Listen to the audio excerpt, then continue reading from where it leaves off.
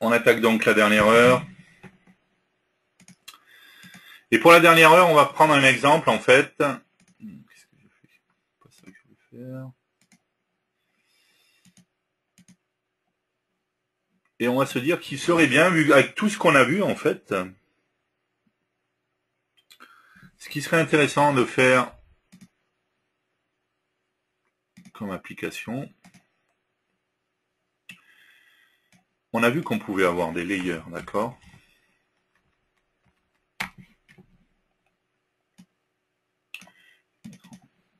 Écran, voilà.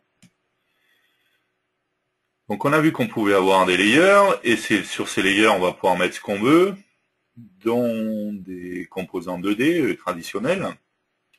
Et ce layer, bien entendu, on va pouvoir le faire tourner. D'accord.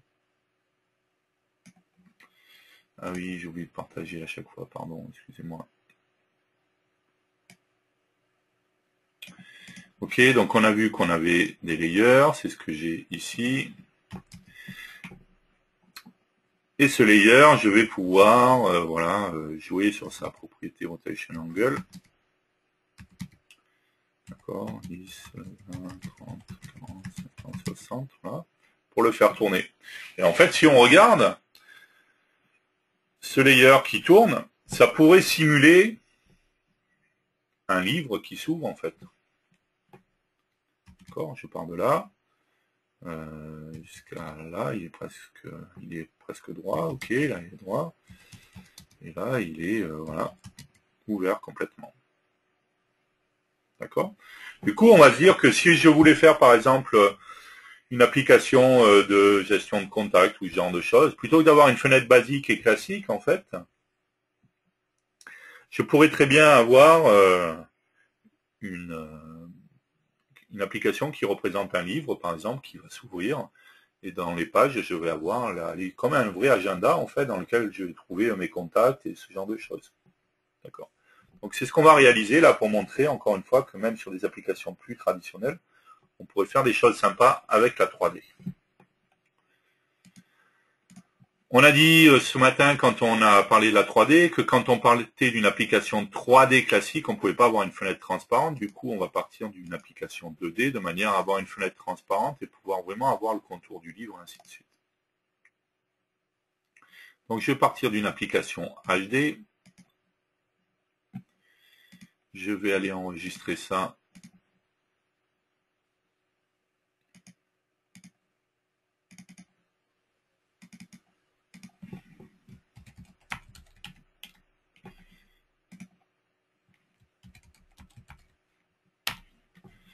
Ok. Ici, j'ai donc ma fenêtre. Ok. On l'a dit, il me faut un viewport 3D. Pardon. Ce viewport 3D, on va lui mettre une ligne AL client. D'accord. On va le mettre en transparent, enfin sans couleur en fait. Et qu'on pouvait avoir nul en couleur. Voilà. Du coup, il est transparent. Alors, main. Ok. La fenêtre, on la mettra transparente après, ça ce sera pour les finitions. Et du coup, je vais utiliser des layers. Hop, le layer, je le mets bien dans mon viewport pour pouvoir le voir, d'accord. Donc mon layer, par défaut, hein, il n'a pas de couleur, c'est juste un conteneur sans couleur. Je ne vais pas rajouter de couleur, c'est pas ce qui m'intéresse. On va se mettre en vue écran. Voilà. Et on va définir la taille de notre livre. On pourrait par exemple, alors on va prendre les 700, largeur, et en hauteur 450. Voilà. Ok. Ça va être la taille de mon livre. Par contre, on est d'accord qu'à partir du moment où je fais ça, lorsque je vais tourner mon composant, donc si je joue sur sa propriété rotation angle 45. C'est ce qu'on a dit cet après-midi. Le centre de rotation, c'est forcément le centre de ma fenêtre. Enfin, de mon composant, pardon, pas de ma fenêtre. D'accord? Je ne peux pas définir que c'est le côté gauche, le côté droit, c'est forcément le centre. Même si par le biais du code, je m'amuse à jouer sur le rotation center, ça ne changera rien. Ce qui veut dire que si je prends que ça, c'est la totalité de ma page, si je l'ouvre, en fait, ça ne va pas aller puisque je vais faire une rotation sur le centre. D'accord? Donc on va utiliser les layers, en fait, mais on va utiliser que la partie droite ou que la partie gauche selon que l'on veut représenter une page à droite, une page à gauche, et ainsi de suite. D'accord. Commençons par la couverture, en fait.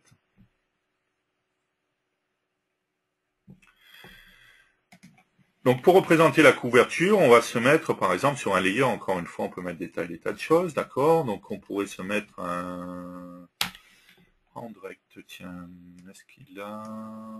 Ouais. Donc on va se mettre un round rect, on va lui mettre un align à right, d'accord? Donc il fait bien... Mon layer, il faisait combien en largeur? On a dit 700, donc on va prendre la moitié, on va mettre donc une largeur à 350. 350. D'accord. Ce qui m'intéresse, c'est... je peux pas régler l'arrondi. Ouais, ça m'intéresse pas du coup d'avoir... Là, j'aurais pu faire OK, top left et bottom left, mais j'aurais voulu avoir un arrondi moins prononcé là. Je sais pas du coup si dans le rectangle... hop... Ouais, on va plutôt utiliser un rectangle plutôt qu'un round rect. Donc on va prendre un rectangle. On va lui mettre une propriété, la propriété align à right. Une largeur à 350 pour qu'il fasse, pardon, 350, qu'il fasse la moitié de mon layer, d'accord? On va lui mettre des arrondis un petit peu. Corner type round. Attends, il a bien corner type CP round. Oui, c'est ça que j'ai oublié. 5, ça devrait aller. On va voir, 5. Ah, on voit bien les petits arrondis. Allez, on va faire un petit peu plus. On va mettre 10. 10 et 10. Ok, par contre, on va lui dire que le top left et le bottom left, ça reste droit. D'accord? Ok, donc là, ça fait la couverture de mon livre. Sur cette couverture, on va l'appeler Right Front Cover. Ok. Et lui, on va l'appeler Layer Cover. Ok. Layer Front Cover. On va voir pourquoi après. Front Cover. Ok. Sur cette couverture, on va juste mettre un label, par exemple. D'accord. Qu'on va mettre en parent dans le rectangle. Encore une fois, n'importe quel composant peut être le parent de n'importe quel autre composant. On va le mettre en align AL Center. On va le mettre en align centré. Et on va appeler ça, on va mettre livre dev du jeudi. On va mettre une police un petit peu plus grande, 20 par exemple, 30, 30 ça va peut-être être un peu grand. Non, très bien. Ok. Voici donc la couverture de mon livre. D'accord? Ce qui veut dire que là, si je m'amuse à jouer sur le rotation angle Y de mon layer, d'accord, je vais pouvoir simuler, d'accord, j'ouvre mon livre. Mon livre s'ouvre. Par contre, si je m'amuse à continuer comme ça, on se rend compte que on voit ce qui est de l'autre côté du layer en transparent. C'est pas un livre transparent que je veux faire, d'accord? Quand je suis ouvert complètement, je vois mon livre en transparent. Ce qui n'est pas forcément bien. D'accord? Donc moi, je veux pas faire un livre où on voit en transparence dedans, donc un vrai livre, d'accord, avec une couverture qui a quelque chose des deux côtés, quoi, en fait, hein, une image des deux côtés. Donc pour ça, comment faire, puisque on a vu que dans mon layer, lorsque j'ai la propriété ToSide à true, c'est ce qui fait que du coup, je vois par transparence le livre, enfin pas le livre, mais ce que j'ai dans mon layer de l'autre côté quand je suis inversé. Si je mets ToSide à false, pardon, et que du coup, on voit que dès qu'on est de l'autre côté, par contre, je ne vois plus rien. D'accord. Donc du coup, ça ne résout pas non plus mon problème, si ce n'est que bon, je ne vois pas en transparence, mais ça n'a pas résolu mon problème. Donc que je mette ToSide à true ou à false, ça ne changera rien. Donc ce que je vais faire, en fait, c'est que je vais mettre un deuxième layer. D'accord.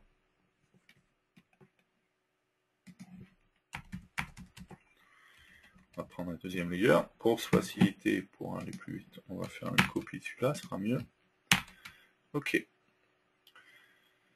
Donc lui, on va l'appeler layer back cover. Donc l'intérieur, hein, le dos de la couverture.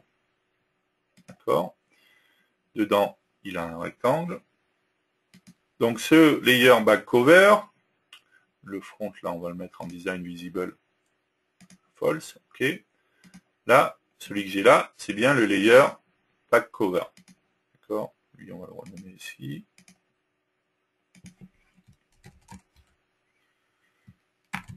Back cover.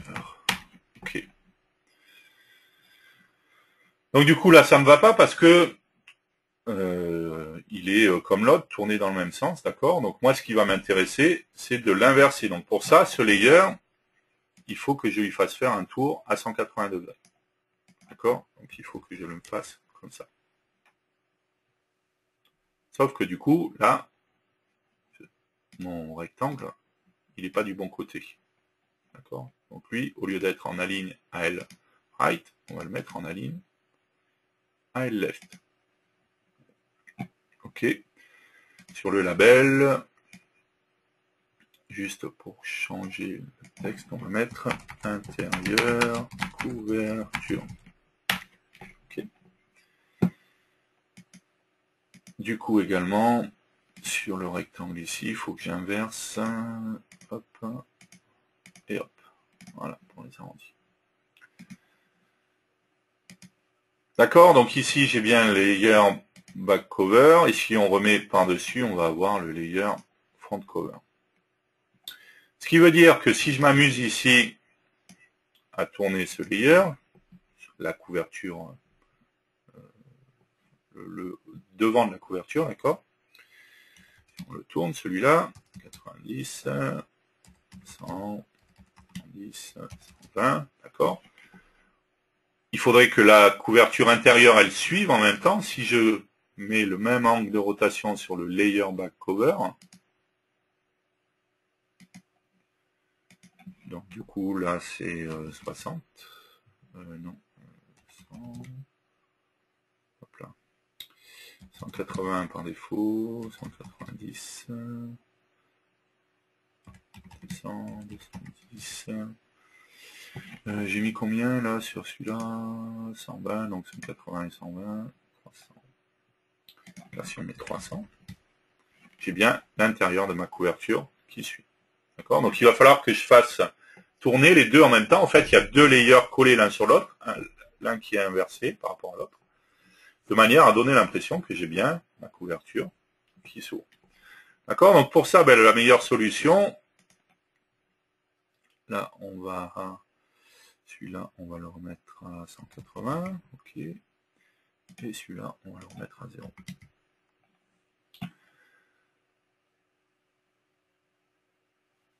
La meilleure solution, ça serait de prendre un demi, pas un demi pour boire, hein. Pas dit d'aller boire un demi, hein. Voilà.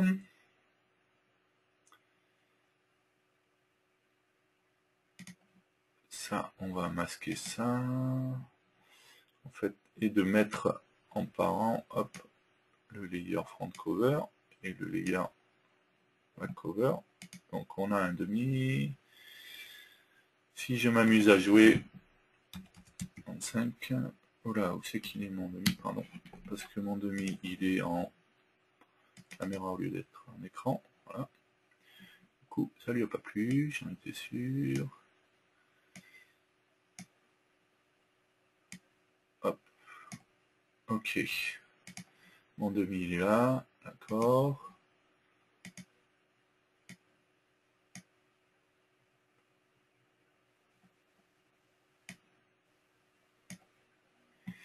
Ok, il faut que je décale en fait la position de tout ça. 0, 0. D'accord. Et la position de celui-là. 0, 0. Ok, j'ai bien un demi, donc qu'on va renommer demi cover. Ok.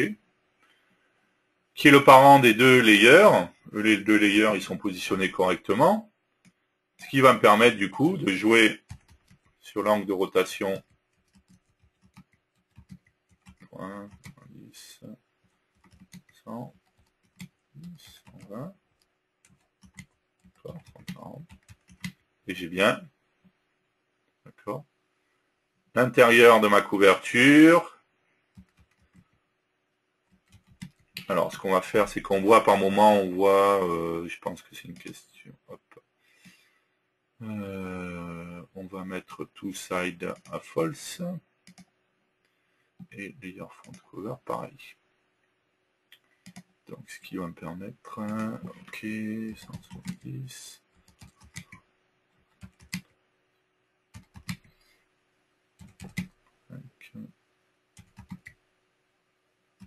Ok. Donc là, je suis bien avec la couverture. Mon livre, il est fermé. Et là, j'ai ouvert mon livre. On est d'accord, il me manque la page de droite, hein, mais on va y travailler après. D'accord. Donc j'ai juste à jouer sur la rotation, l'angle de rotation en fait, de mon demi, qui du coup va me permettre d'avoir l'impression d'ouvrir mon livre. D'accord. Si déjà ici je m'amuse, on met un float animation, que je vais mettre sur mon demi, d'accord. Float anim cover.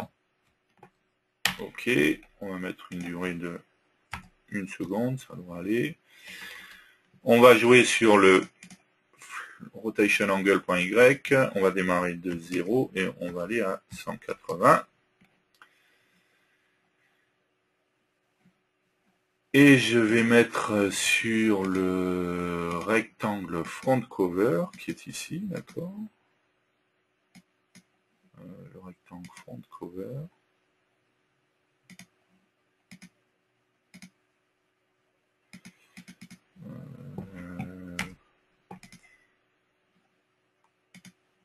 Alors pour être sûr que les layers front cover est devant, ce qu'on va faire, c'est que sur position, on va juste lui mettre un moins 0.1. Pour être sûr qu'il est devant par rapport à l'autre layer qui lui est à 0. Au niveau visuel, ça ne va pas changer grand chose, d'accord. Mais au moins, je suis sûr que celui qui est là, c'est le front cover. D'accord, ce qui me permet que pour les événements, j'ai pas de problème. Et on va dire que quand on clique ici, on va faire float anim cover start. Ok. Alors on va faire un float anim cover inverse, le point est égal à false. On va voir pourquoi après. Ok. Ce qui me permet déjà, quand je clique ici, hop, d'avoir mon livre qui s'ouvre. D'accord. Je pourrais du coup ensuite, sur le rect back cover, sur l'événement onClick, donc une fois que je suis ouvert, plutôt que de créer une autre animation, ben en fait, j'ai tout simplement faire mon animation, mais en sens inverse. Du coup, j'ai juste besoin de faire float anim cover.inverse est égal à true, et float anim cover.start.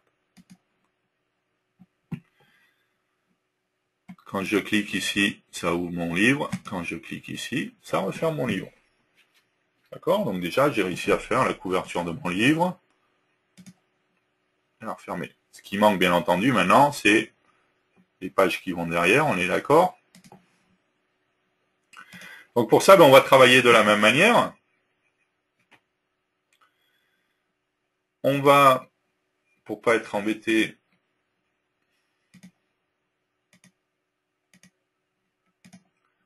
voilà, faire... Alors, avant ça, oui, pardon. On va copier tout ça. Hop, CTRL V. Ici, je vais mettre un design visible à false sur mon demi. D'accord? OK. Et de cette manière-là, ce que j'ai là, ça pour l'instant, on va l'enlever. OK.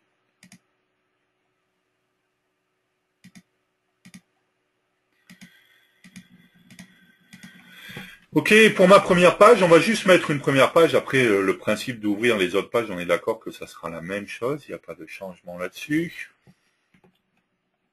Donc du coup, je ne vais pas avoir besoin de 45 layers. Je vais en garder simplement un. Ici. Que je vais mettre... Je n'ai pas gardé le bon en fait. Pas grave, je vais mettre à 0. Ok. Hop, layer. Donc ça va être... On va l'appeler layer page 1. D'accord. Le rectangle, c'est rect page 1. Lui, du coup, il n'est pas aligné à droite, mais il est pas aligné à gauche, pardon, mais il est aligné à droite. Ce qui veut dire aussi que les arrondis ne sont pas dans ce sens-là. Hop, en inverse. Voilà. Et donc là, ici, c'est pas intérieur couverture, mais c'est...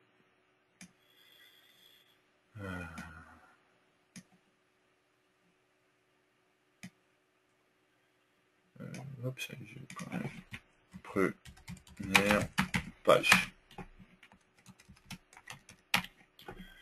Ok, on va dire que la page, elle, contrairement à la couverture, elle est blanche. D'accord. Et du coup, ensuite, sur cette page, je pourrais mettre ce que je veux. Hein, les édits, mémo, allez, bouton.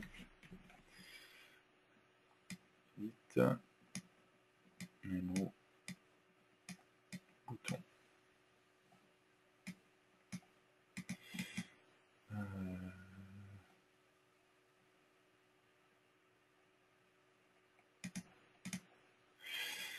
Alors, je ne l'ai pas mis en design visible à la fois, celui-là.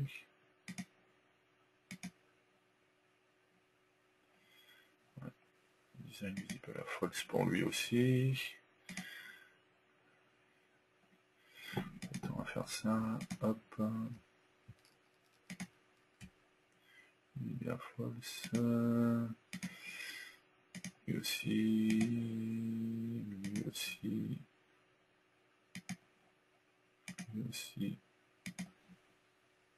Et lui aussi. Voilà, juste pour pas qu'il me gêne, que je puisse. Voilà. Donc là, je pourrais très bien avoir un mémo ici. Enfin, je peux aussi sur mon rectangle, je peux mettre ce que je veux. Hein. Je rappelle, chaque composant, n'importe quel composant, peut-être le parent de n'importe quel autre composant. Voilà.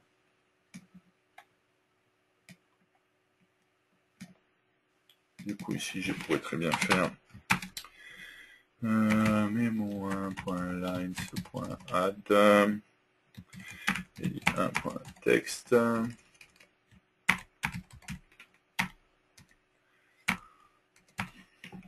Voilà. Ok. Et du coup, en fait, ce layer, j'ai même pas besoin de le faire tourner. D'accord. Si j'exécute mon application ici. Hop. Puisque on ouvre et on tombe sur la première page. Par contre, ce qu'on remarque, c'est que celui de la couverture intérieure disparaît, tout simplement parce qu'il devient masqué par le premier layer, mais logiquement par le layer de la page, tout simplement parce qu'on se rappelle que le layer back cover, je lui avais mis une position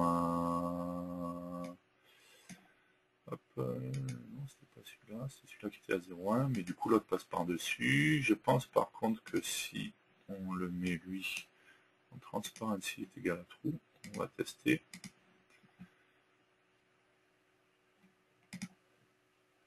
Voilà. Sauf que j'ai pas le clic du coup. Ce qu'on va faire, c'est que ce layer page 1, on va le décaler légèrement en Z, justement. Encore une fois, vraiment tout petit peu. C'est juste histoire de dire.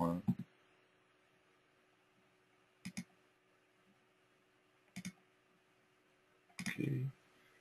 Là c'est bon, là c'est bon. Sauf que du coup, je vais avoir le même problème pour intercepter les événements là. Alors on va faire différemment. On va dire que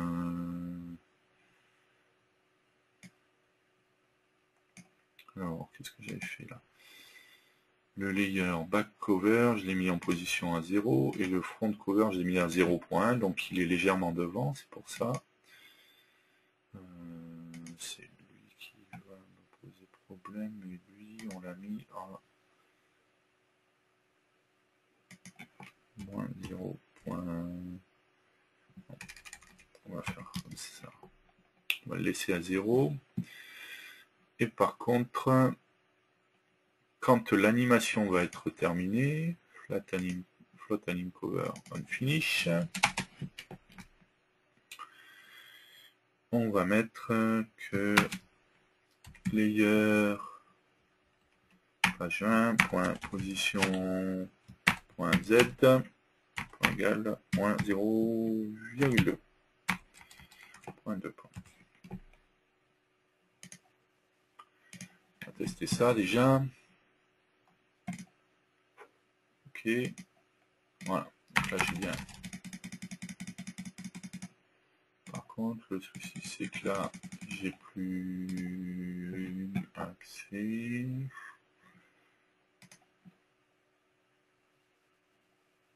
Allez, on va mettre le refermer. Bon, il faudrait que je joue sur les... juste pour simplifier, on va faire ça. Hop. Oui, les boutons là. Voilà. Pour fermer la page. Il faut juste que je joue pour savoir décaler un petit peu, pour savoir celui qui a le... qui intercepte... quoique non, en fait, je suis bête. Quoique non, si je fais ça, ça va pas aller. Est-ce que si je mets... Ouais, lui déjà en transparence, ok. On va fermer là-dessus, ça va être la même chose.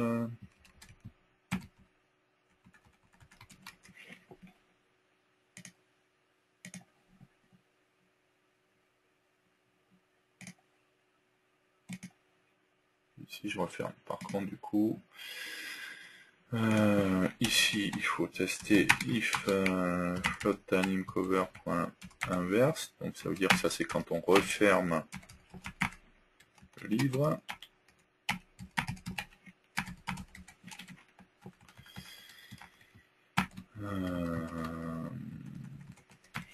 Alors le problème c'est que je peux pas jouer, sinon la solution ça aurait été la propriété hit test, parce que je vois qu'il y a une personne qui précise peut-être en jouant sur... Mais si je joue sur le hit test du layer, du coup je vais pas pouvoir sur ma page intercepter. C'est juste s'amuser à jouer sur les rotations à des demi-degrés, comme ça se voit pas visuellement, mais par contre ça a un impact sur l'interception des événements. Et là par contre, si on referme, on le remet à 0. Ok, donc là j'ouvre bien mon livre, et ici je le referme.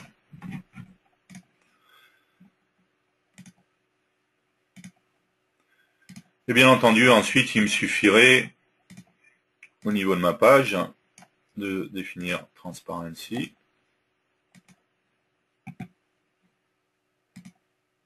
On va changer ça. Les layers.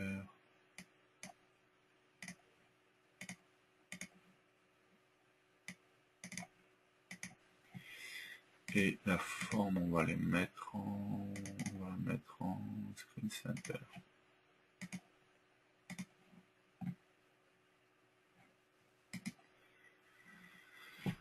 Ok, j'ai bien mon livre qui est là, en fait, hein, et je clique. J'ai mon livre qui s'ouvre.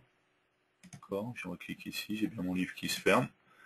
Si je voulais faire la même chose pour les pages supplémentaires, c'est le même principe. Hein. Après, je vais mettre plusieurs demi, plusieurs layers, et ainsi de suite, quoi, en fait.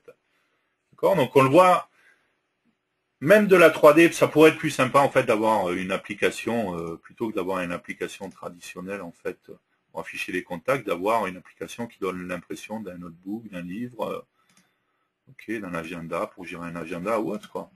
Donc même de la 3D dans des applications traditionnelles, ça peut être sympa. Bon, après, il faudrait pouvoir gérer le fait de pouvoir déplacer l'application, de pouvoir la refermer. Hein. J'ai pas mis de bouton pour pouvoir la refermer, bien sûr. Mais il y a plein de choses qui sont faisables, quoi, en fait. On le voit, en fait, très simplement, on peut faire des choses assez sympas. En creusant un peu plus après, et en mettant un peu plus de choses, hein, on va pas le faire directement, mais juste pour vous montrer. Et on terminera là-dessus, avant vos questions.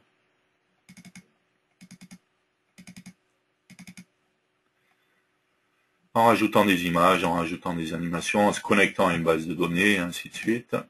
D'accord. Voilà. Ici, j'ai mon agenda, d'accord. Mon carnet d'adresse, plutôt, si vous voulez. Si je clique ici, il va s'ouvrir, d'accord. J'ai même mis une horloge, d'accord. Je peux la refermer ici. Je l'ouvre, je la ferme, hein, c'est bien. Donc c'est des images hein, que j'ai rajoutées, tout simplement. Je peux déplacer mon notebook. Ici, j'ai la liste de mes contacts. Je suis connecté tout simplement à la base d'employés Interbase classique. Ici, j'ai le détail de mon contact. Je referme, je reviens sur ma liste avec un effet. Plein de choses qui sont faisables, quoi, après. Encore une fois, très souvent, je le précise, la limite, ça reste l'imagination, en fait. Il faut perdre un peu les habitudes qu'on a avec la VCL où on se restreint à plein de choses parce qu'on ne peut pas faire plein de choses. Dans FireMonkey, c'est complètement différent. Et même de la 3D, encore une fois, dans une application traditionnelle, si c'est juste une application de gestion de contact, en fait, c'est plus sympa d'avoir une application comme ça qu'une simple fenêtre toute bête. Voilà. J'ouvre mon livre, je le dépasse. J'ai accès à mes contacts, ok. Je peux me balader dans mes contacts. Allez, je vais voir le détail ici. Ok. Je referme mon livre, je referme mon application. Terminé. D'accord. Donc c'est beaucoup plus sympa et on peut faire beaucoup plus de choses que ce qu'on peut faire avec. Donc c'est le même principe que ce que j'ai utilisé là. Hein. J'ai rajouté des images, connecté une base de données, mis un listbox avec différentes informations et ainsi de suite, quoi. Voilà.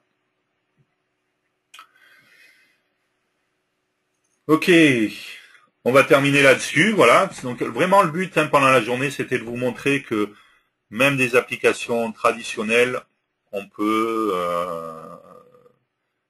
jouer avec la 3D et mettre des effets sympas. On l'a vu, hein, le menu avec les cubes qui tournent, un cube sur lequel, sur les chaque face, on met un écran et puis avec le tactile, par exemple, on passe d'un écran à l'autre. Enfin, il y a plein de choses qui sont faisables, quoi.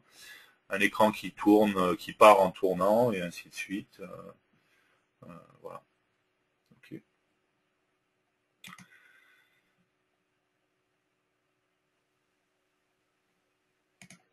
Juste pour vous montrer, s'il y a une personne qui le demandait. Voilà, j'ai bien mon agenda ici, je l'ouvre, je le ferme.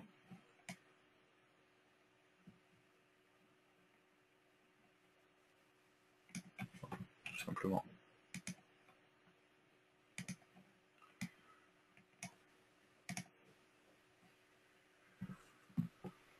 Ok.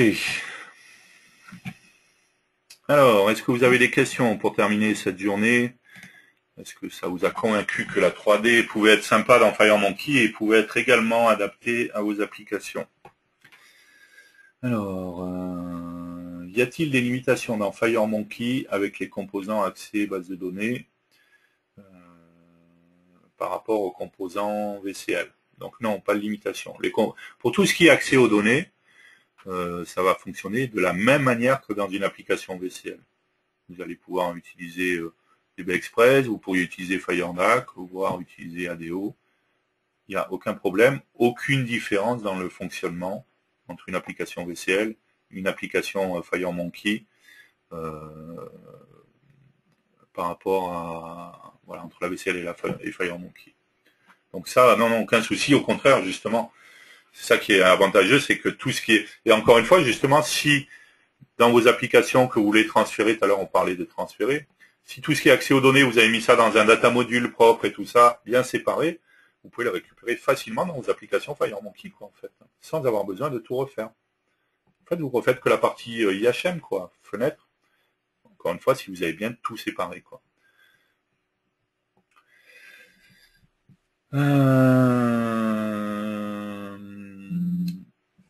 Peut-on avoir, donc il y a une autre question, c'est peut-on avoir cet exemple d'agenda? Donc on verra si vous êtes sage, peut-être que je vous le donnerai.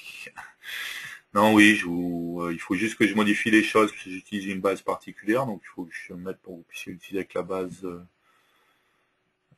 Et il y a peut-être une ou deux images qu'il faut que j'enlève, parce qu'elles sont pas forcément...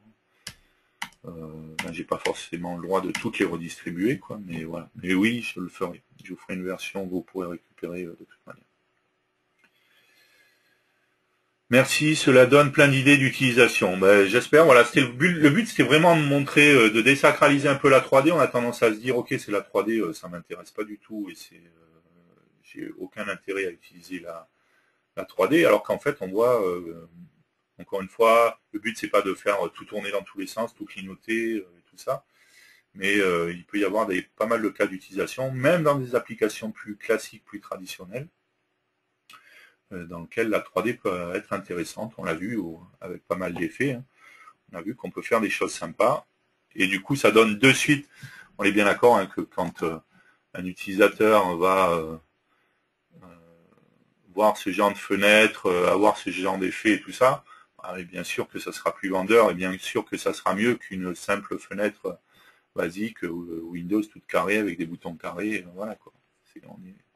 L'impact n'est pas le même et forcément c'est plus sympa. Encore une fois, après, bien, on est d'accord que il faut pas qu'il y ait que ça et que derrière il n'y a rien. Il faut pas qu'il y ait que du joli, ça tourne et ça clignote et puis derrière il n'y a aucune fonctionnalité. Il faut trouver le juste milieu.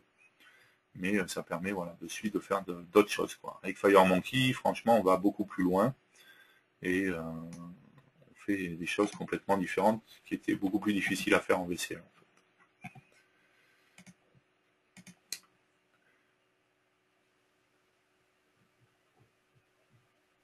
Est-ce que FastReport est entièrement pris en charge par FireMonkey? Alors oui, par contre, il faudra aller récupérer chez FastReport, puisque la version FireMonkey était sortie après, en fait. FastReport.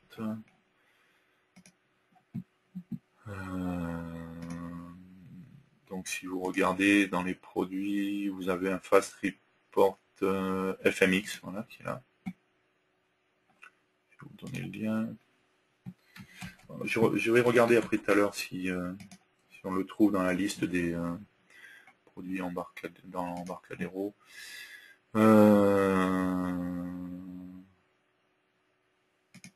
Par contre, il y a une page qui est ici, voilà, qui vous permettra de voir. En tout cas, ce qui est sûr, c'est que FastReport fonctionne sous Windows et sous Mac.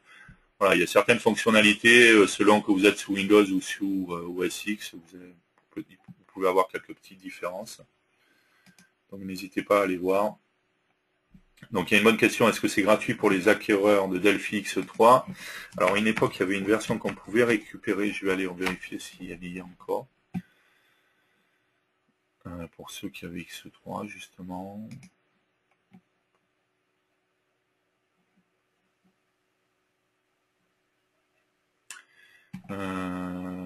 Là-dedans, download. Hop.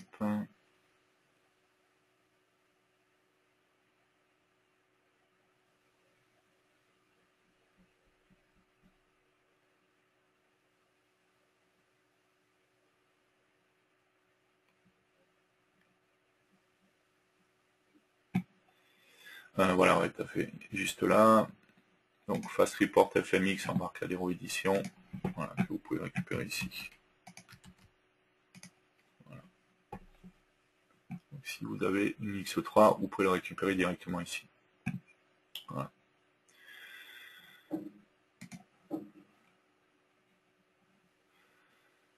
Ok, d'autres questions? Personne qui précise. Oui, enlève le nom de certains hommes politiques ou chinois dans le modèle de l'agenda. Pour ceux qui ont fait attention, en fait. En fait, c'est la base employée qui est fournie avec Interbase. Hein. Donc on retrouve différents noms. Puis il y a des salaires en plus. Je me suis toujours posé la question à quoi ça correspondait, mais il y en a qui gagnent bien leur vie en tout cas.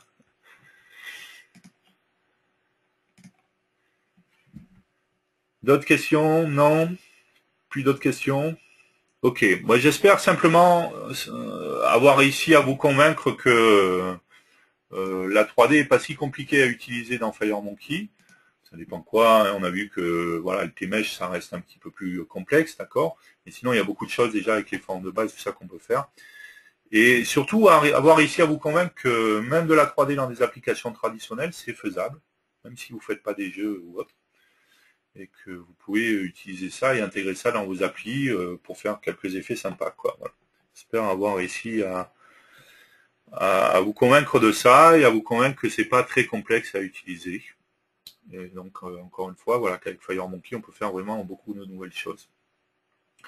Merci encore de m'avoir suivi. On retrouvera William la semaine prochaine. Il sera de nouveau avec nous la semaine prochaine.